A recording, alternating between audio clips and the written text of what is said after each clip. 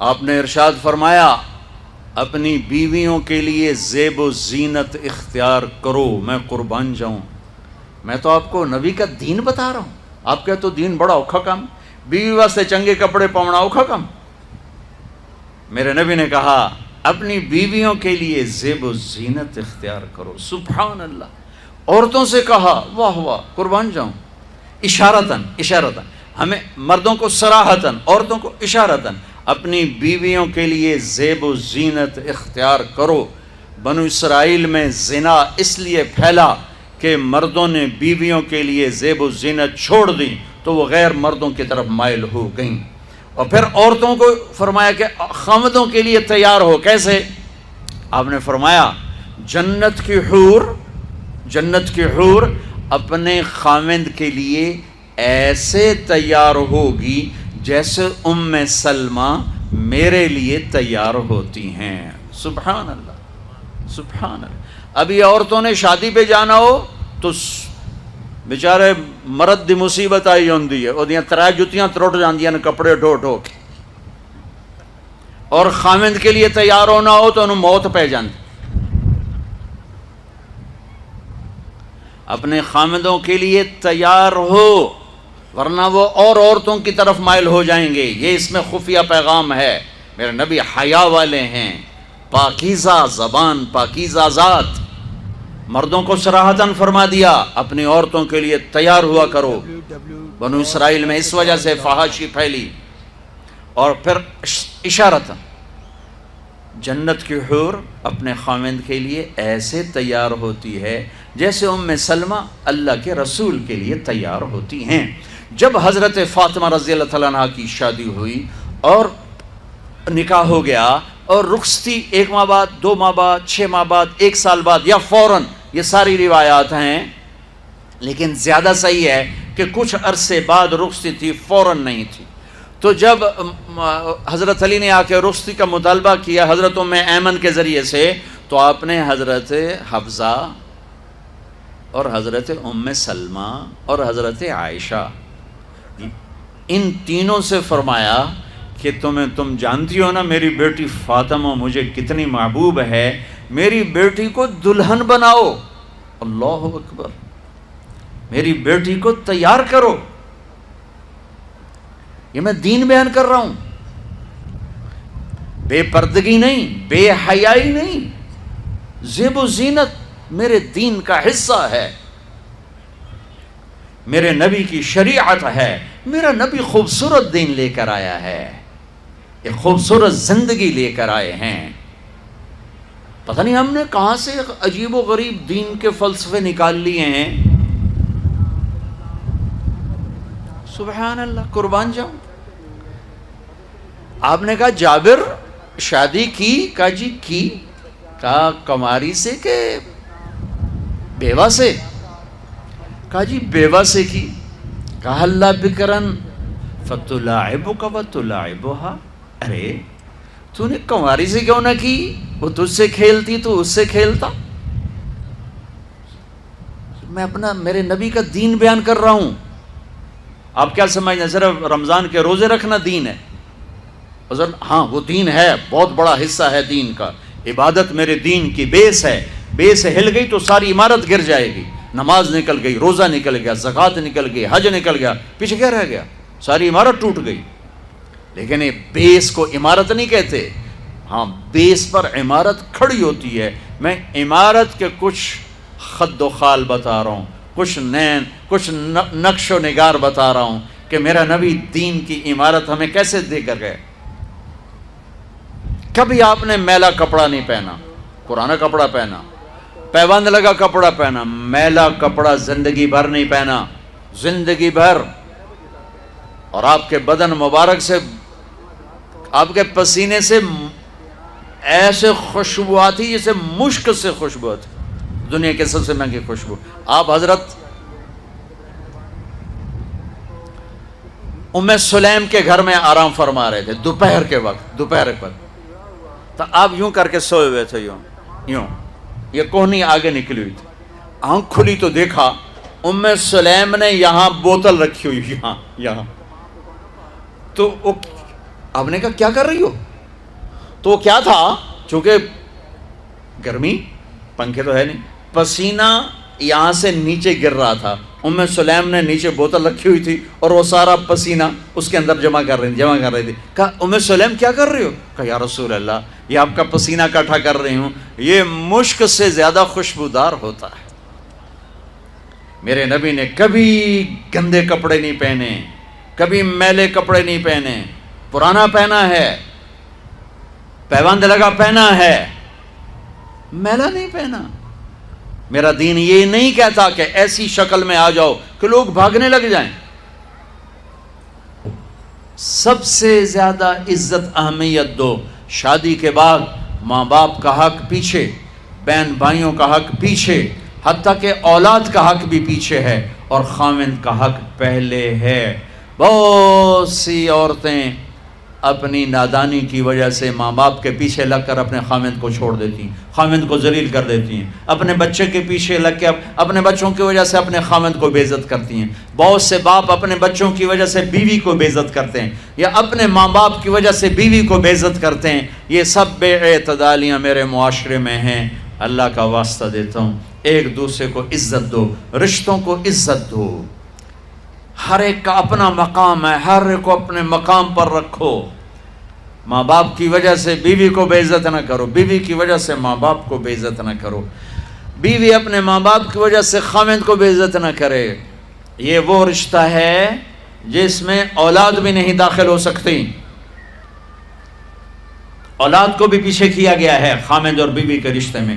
اور یہ وہ رشتہ ہے جس سے میرے اللہ نے اپنی نشانیوں میں سے ایک نشانی بتایا ہے. ایک نشانی، من آیاتہ ان خلقکم من تراب. میں ٹپس پڑھتا ہوں آیات کے، ساری آیت نے. میری بہت بڑی نشانی تو میں مٹی سے بنایا. واقعی نشانی ہے نا بھائی؟ ارے بولو. من آیاتہ خلق السماوات والارض. میں نے ایک آیت چھوڑ دی، بعد میں پڑھوں گا. میری بہت بڑی نشانی زمین آسمان کا بننا. واقعی بہت بڑی نشانی. من آیاتہ منامکم باللیل والنہار. میری بہت بڑی نشانی تمہارا سو جانا اٹھنا. واقعی بہت بڑی نشانی. من آیاتہ یریکم البرق خوفا وطمعا. میری بہت بڑی نشانی بادل، بجلی، گرج، بارش. واقعی. من آیاتہ ان تقوم السماء والارض بامرہ. میری بہت بڑی نشانی زمین آسمان کھڑے ہوئے ہیں. من آیاتہ ان یرسل الریاح مبشرات. میری بہت بڑی نشانی کہ گرم ہوائیں ایک دم ٹھنڈی ہو کر بادل لے کر آتی. اب میں وہ آیت پڑھتا ہوں جو میں نے چھوڑ دی تھی، اور جو شاید آپ نے اس اینگل سے کبھی سوچا نہ ہو کہ اللہ کس چیز کو اپنی نشانی کہہ رہا ہے اور کتنی بڑی بڑی نشانیوں میں اس کو لا رہا ہے. میری بہت بڑی نشانی مٹی سے بنایا. میری بہت بڑی نشانی زمین آسمان بنایا. میری بہت بڑی نشانی جاگنے سونے کا سلسلہ بنایا. میری بہت بڑی نشانی بارش، بجلی، گرج، چمک. میری بہت بڑی نشانی زمین آسمان کا تھمے رہنا. میری بہت بڑی نشانی ہواؤں کا بادل لانا. اب سنو، من آیاتہ ان خلق لکم من انفسکم ازواجا لتسکنوا الیہا وجعل بینکم مودۃ ورحمہ ان فی ذلک لآیات لقوم یتفکرون. اللہ اکبر. صرف یہاں یتفکرون کا لفظ اللہ لے کر آئیں کہ غور کرو گے تو پتہ چلے گا نشانی کیا. میرا اللہ کہہ رہا ہے کہ میری بہت بڑی نشانی ہے کہ میں نے خاوند اور بیوی کا رشتہ بنایا. کبھی یہ اس طرف دھیان گیا ہے کہ یہ جو ہم خاوند بیوی بیٹھے ہیں یہ اللہ کی بہت بڑی نشانی؟ کبھی خیال ہے؟ اللہ اکبر. اللہ نے ماں باپ کا رشتہ بنایا، اسے نشانی نہیں کہا. اللہ تعالیٰ نے اولاد کا رشتہ بنایا، اسے نشانی نہیں کہا. اللہ نے دادے پوتے بھی جتلائے، اسے نشانی نہیں کہا. اللہ نے پھوپھی خالہ بھی بتائیں، دادیاں نانیاں بھی بتائیں، اسے اللہ تعالیٰ نے نشانی نہیں فرمایا. نشانی کسے فرمایا؟ خاوند اور بیوی، یہ میں نے رشتہ بنایا، یہ میری کتنی بڑی نشانی ہے. اس ایک رشتے کو باقی رکھنے کے لیے سینکڑوں آیات ہیں، سینکڑوں آیات. اور طلاق سے نفرت کا اظہار. میرے نبی نے کہا علی طلاق سے بچنا. جب طلاق دی جاتی اللہ کا عرش کانپ اٹھتا ہے. ناجائز طلاق، بے جا، ضرورت کی وجہ سے طلاق لی بھی جا سکتی ہے، دی بھی جا سکتی. یہ میں ایک اضافہ کروں گا. بہت سی بچیاں نہیں گزارا ہو رہا، خاوند بدتمیز ہے یا سسرال ظالم ہیں، وہ کہتی ماں سے میرا گزارا نہیں ہو رہا، میری جان چھڑا دو. نہیں بیٹی، گزارا کرنا ہوگا، صبر کرنا ہوگا، گزارا کرنا ہوگا، یہیں رہنا ہوگا. یہ ماں باپ کا ظلم ہے، یہ ماں باپ کا اپنی اولاد پر ظلم ہے. ہمارا تو زمیندارہ ماحول ہے پنجاب کا. میں نے اپنے خاندان کی بتاتا ہوں، بچیوں پہ ظلم ہوتے دیکھے، پھر ان کی فریادیں بھی سنی، پھر ان کے ماں باپ کا ظلم دیکھا. اتھا ہی رہنا ہے، اتھا ہی گزارا کرنا ہے، بس اساں ایک باری تیرا کر دیتا ہے، ہن اساں کوئی نہیں کرنا، پچھا مڑ کے نہ پیاویں، جویں کرنا ہی کر، ساڈا کوئی ذمہ نہیں. ماں باپ کہتے ہیں، ماں باپ کہتے ہیں. اور وہ ماہی بے آب، مچھلی پانی کے بغیر تڑپتی ہے، اس طرح اس کا دن اور رات ہے. زندہ کی کھال کھچ رہی ہے، اس طرح اس کا دن اور رات ہے. اور ماں باپ کا جبر، گزارا کرنا ہے، گزارا کرنا. تینوں بعد کون تیرا رشتہ کتوں آئے گا، تیری شادی کتوں کریں گے. ابھی تو اس کو ذبح ہونے سے بچا لو. کل تو اللہ نے ہمیں اس کا مکلف ہی نہیں کیا کہ کل کیا ہوگا، کل کو آنے تو دو. پتہ نہیں کل کا دن ہے بھی نہیں کہ ہمارے مقدر میں یا نہیں. ہم کل کے لیے اپنی بچیوں کو ذبح کر دیتے. میں نے ان کو تڑپتے دیکھا. میں صرف اپنی فیملی کی بات اوروں کی فیملیوں کی بات جہاں جہاں تعلقات. کہیں رشتہ قریب کا ہے، لڑکی بدتمیز ہے، بچہ شریف ہے، وہ کہتا ہے ابا جی میں طلاق دینا چاہتا ہوں، میرا اس سے گزارا نہیں ہے، زبان شدید ہے. آئے میرے بھائیو، گھروں کی آبادی اللہ کی قسم، مالدار ہو یا غریب ہو، صرف اچھے اخلاق سے ہوتی ہے. اور گھروں کی بربادی مالدار ہو یا غریب ہو، برے اخلاق سے ہوتی ہے، برے اخلاق سے ہوتی ہے. دو واقعے اوپر نیچے ہوئے. ایک خاتون ملی، مجھے تعارف کرایا گیا کہ ایک خاتون آ رہی ہیں، ان کے خاوند کھربوں پتی ہیں، کھربوں پتی. ٹھیک ہے جی آؤ.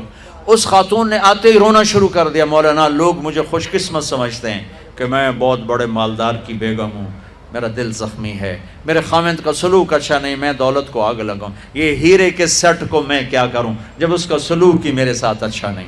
چند دن کے بعد ایک نوجوان ملا. مولانا میں اپنی زندگی سے تنگ ہوں، میری بیوی انتہائی بدتمیز ہے، انتہائی زبان دراز ہے، میں اپنی زندگی سے تنگ آ چکا ہوں، 3 بچے ہو چکے ہیں، طلاق دے نہیں سکتا، میں کیا کروں.